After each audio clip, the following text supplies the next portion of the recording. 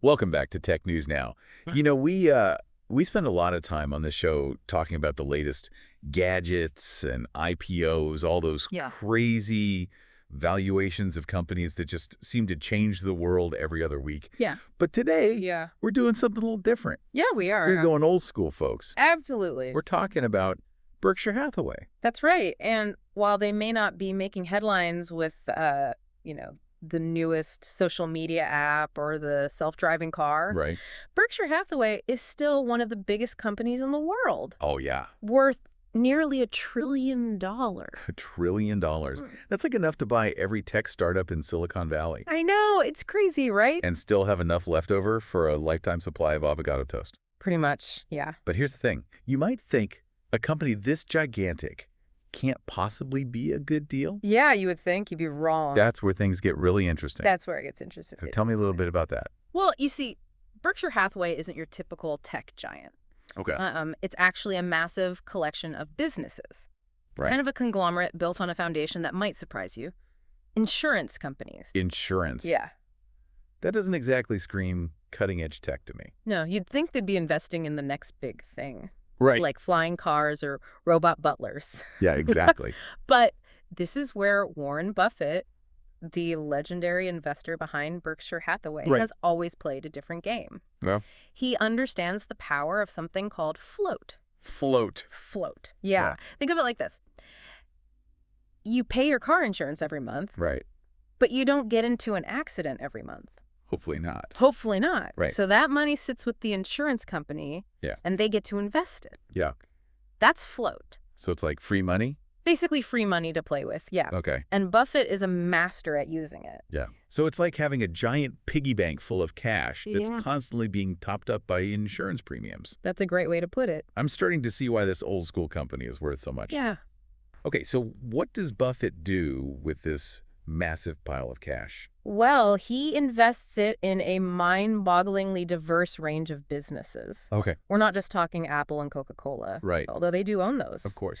Berkshire Hathaway also owns companies that make everything from drinks to underwear, Wow. a private rail company, a bunch of electric utilities.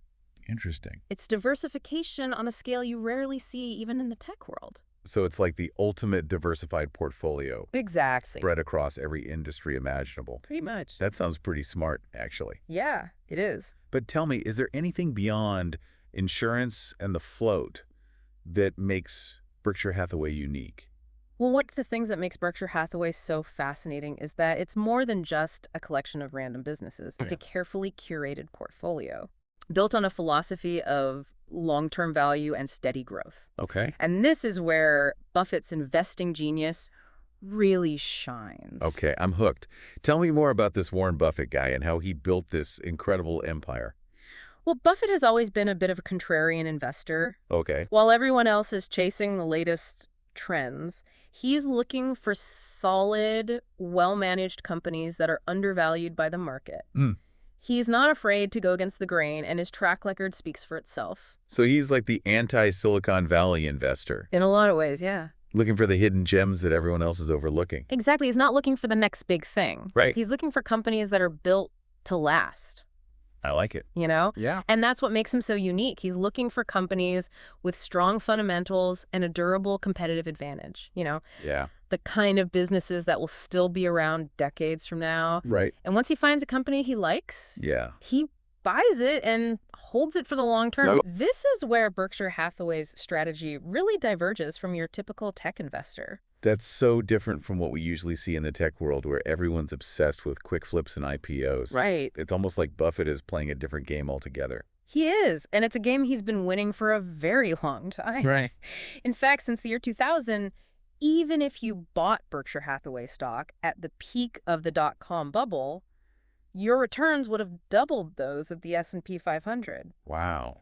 That's pretty incredible when you consider all the ups and downs the market has seen over the past 2 decades. Wow, double the returns of the S&P 500. Yeah, That's like turning your dial-up modem into a fiber optic connection. there you go. Yeah.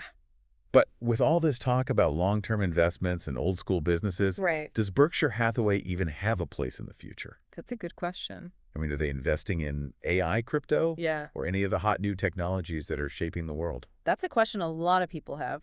And it's true that Berkshire Hathaway hasn't been as quick to jump on the bandwagon of some of the latest tech trends. Yeah. But remember, Buffett is a value investor. Right. And he's not going to chase every shiny new object just because it's trendy. Right. He's looking for companies that are built to last, and sometimes that means being patient and waiting for the right opportunity. So they're not afraid to miss out on the short-term hype if it means finding a company with real long-term potential. Exactly. That's a refreshing change of pace from the constant pressure to be on the bleeding edge of everything in tech. Right. And while they may not be making splashy investments in every hot new tech startup, Okay. Berkshire Hathaway is not ignoring the changing landscape. Okay. They've been quietly building a significant stake in Apple, for example, which has become one of their largest holdings. Interesting. And they're also investing in renewable energy and other areas that are poised for growth in the coming decades. So they're not completely stuck in the past? No, not at all.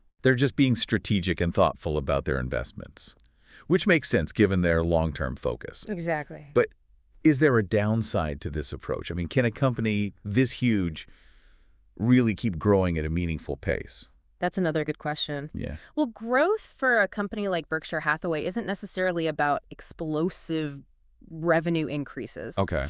It's more about steady, sustainable growth, often achieved through strategic acquisitions of undervalued businesses and the compounding of their existing investments. Right. It's like a giant snowball rolling downhill, gathering more and more snow as it goes. I like that analogy. It makes me feel like even though they're this massive company, they're still finding ways to grow and adapt. Yeah. But let's be real for a second. Isn't Berkshire Hathaway's success largely tied to Warren Buffett himself? Well, I mean, he's a legend, a one-of-a-kind investor. What happens when he decides to retire? that's the million, or should I say trillion-dollar question, Right. and it's something that investors have been wondering about for years. Berkshire Hathaway has been preparing for this transition for some time, and they've identified some talented individuals to take over. So there is a succession plan in place. There is. That's reassuring. But can anyone really fill Buffett's shoes? Right. I mean, he's almost like a superhero of investing.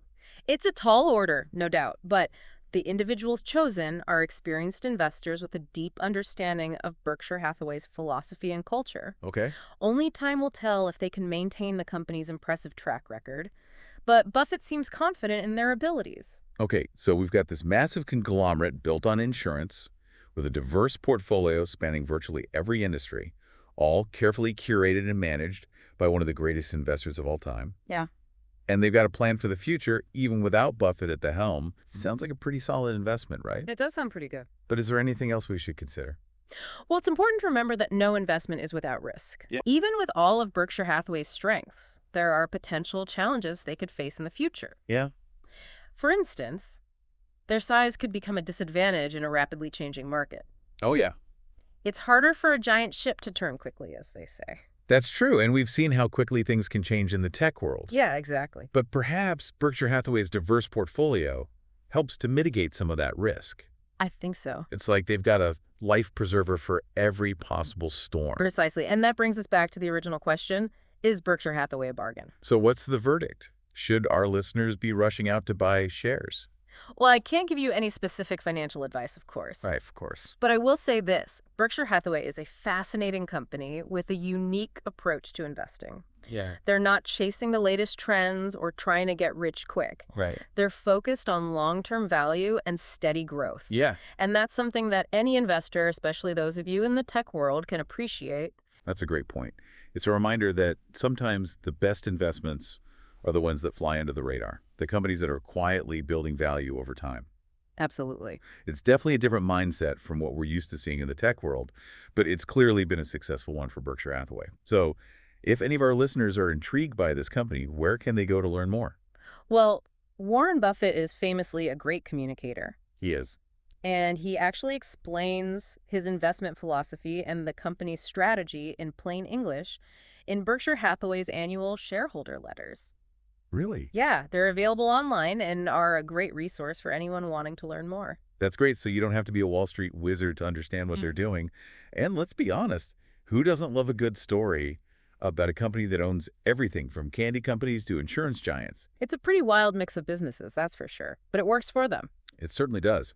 Okay. So as we wrap up our deep dive into Berkshire Hathaway, I have one final question for you and for our listeners. Knowing what we know now about Berkshire Hathaway, its unique structure, its diverse holdings, and its incredible track record, would you trust Warren Buffett with your investment portfolio? That's the question, isn't it? It is. And ultimately, it's a personal decision that each investor has to make for themselves. Right. There's no right or wrong answer, but I think we can all learn a lot from Buffett's approach to investing. Yeah. His patience, his discipline, and his focus on long-term value creation are principles that can benefit any investor regardless of their investment style or risk tolerance. So true. It's a good reminder that in the fast-paced, ever-changing world of tech, sometimes it pays to take a step back and remember the fundamentals of sound investing. Absolutely. Well, thanks for joining us on this fascinating journey into the world of Berkshire Hathaway. You've given us a lot to think about. My pleasure. Always happy to share these insights. And all of our listeners out there, keep those questions coming, and we'll see you next time on Tech News Now.